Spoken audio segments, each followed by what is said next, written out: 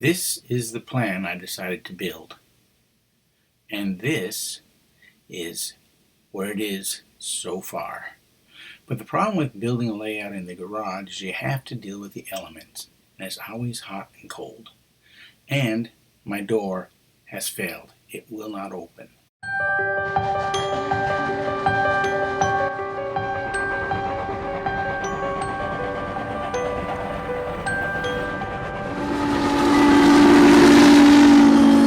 So it was time to replace the garage door. My wife and I decided that we would put in an insulated door. One, because there's bedrooms upstairs and my wife thought it'd be a good idea to keep them warm. And two, I wanted a warmer garage to work on the train in the winter and maybe a cooler garage for the summertime. And it will keep the temperature of the garage more even, which would be good for the train. So, two different reasons, same result. We put in the new door.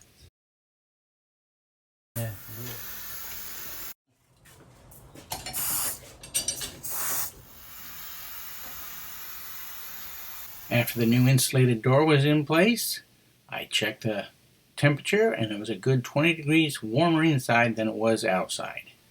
But rolling the layout around, I had another problem. My caster broke off, so I built another leg. Because my table legs are made out of particle pressboard and glued together, I needed a little more strength. Here's the caster that's been rolling around and broke off.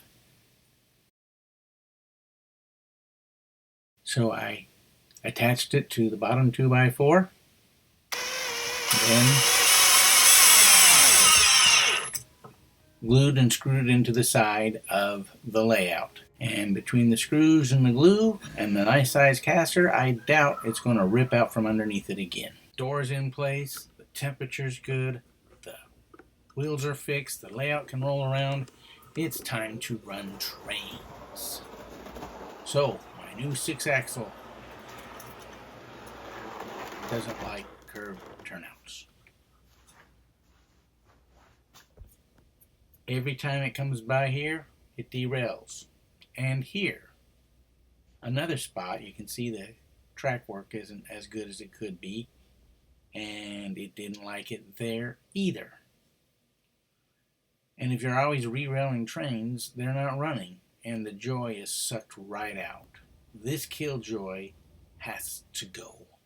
I looked at the layout plans and decided, you know what? I really don't use this section of track very much, and it's not worth the derailment.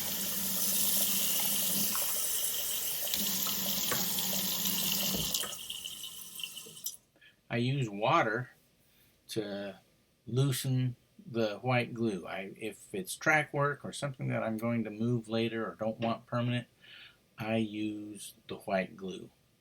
If it's permanent, I use the wood glue. So once the glue's reactivated, I can pull things out, and of course I had soldered this into place, so the soldering gun comes in to warm it up to pull things apart.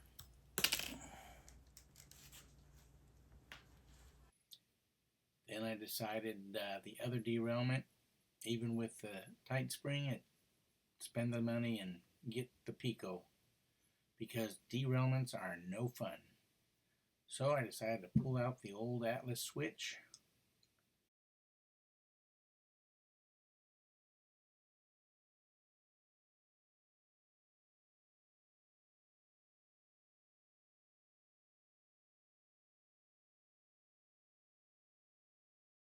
Actually, it was a new Atlas switch, but it still wasn't working for me.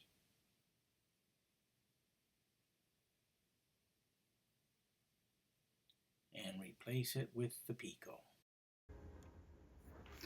I was online in a forum about the railroads, and someone said that they got in touch with Pico, and most people cut this tie off right here and here and here. But according to Pico, you just pull that tie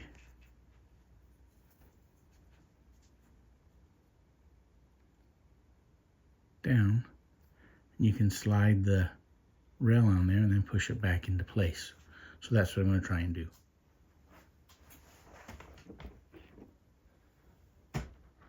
Well, I'm doing the same thing that I don't like to see. I think I'm going to have to get myself one of those GoPros.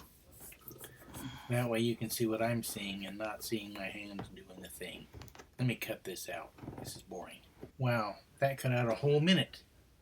So, here's the Pico turnout in place.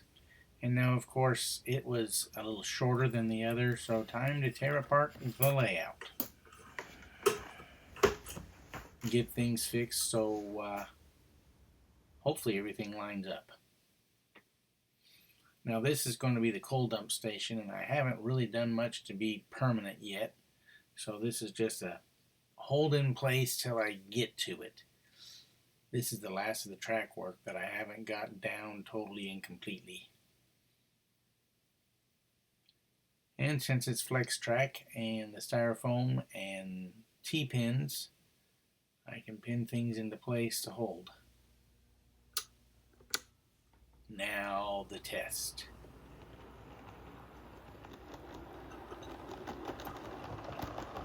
No derailment on the Pico.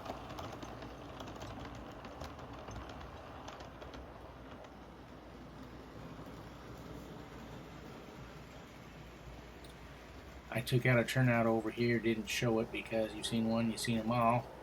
So that was another derailment point. It's gone.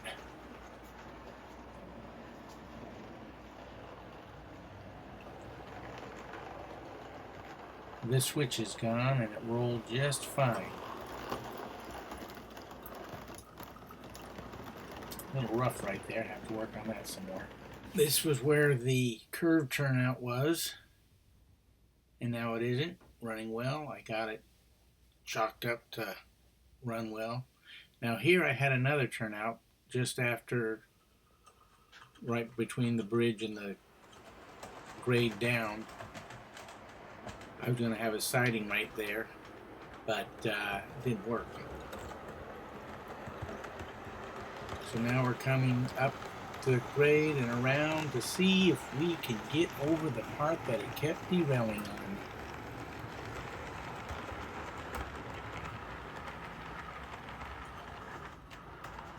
Okay, testing seems to be working just fine.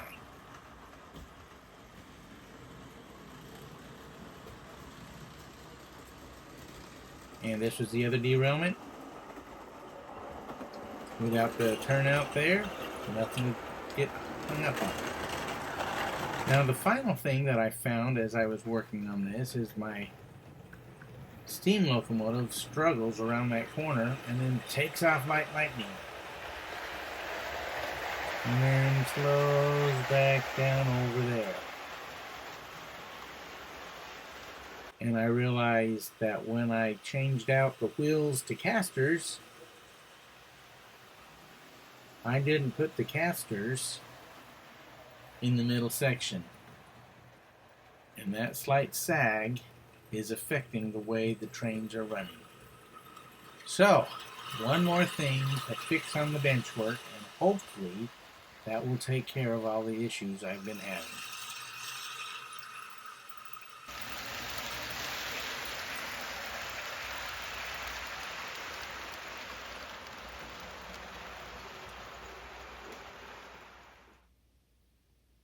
So I got that one in place,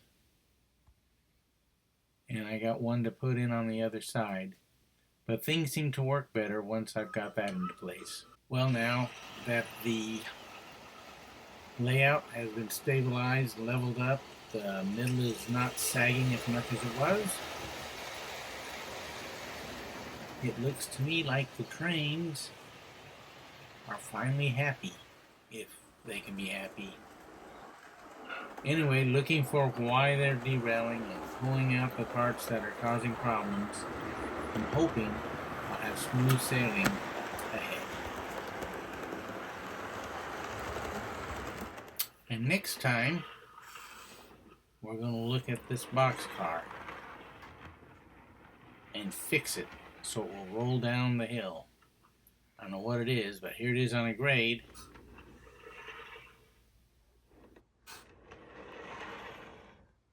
And it stops. So the track's running.